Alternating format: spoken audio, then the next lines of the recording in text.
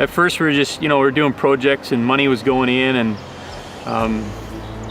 we were seeing some pretty crazy things happening, and it seemed like we're helping people around the world, but didn't really understand that until the first time that I went.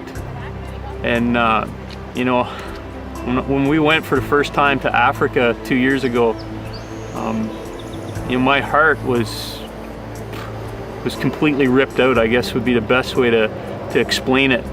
And I guess the biggest joy that I got from being in Africa was when we took that trip to the Mathare Valley.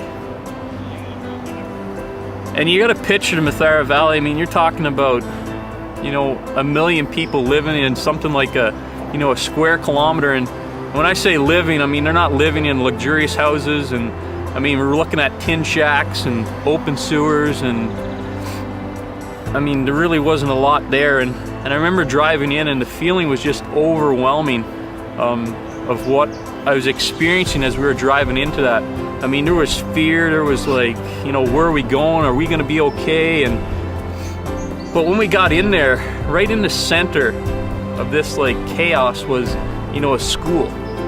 And in this school was, were these kids that, they were just doing what had to be done to have a different tomorrow. And they were learning. I mean, 5 days a week, 6 days a week, they go to school and they get one meal a day, and they get to learn some valuable lessons that are going to allow them to to grow up and create a different future than what they're living in. And the greatest moment in that for me was I got to go into the classroom with these, especially the boys. Like,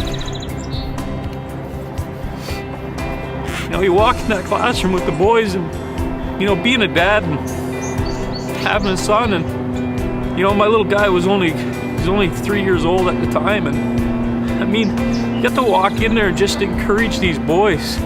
You got to tell them that they're loved, and that they're gonna grow up, and they're gonna be leaders, and they're gonna be the ones that change Africa and change what people are living in right now. And that, I mean, that for me had to have been the greatest moment, because at that moment I realized is that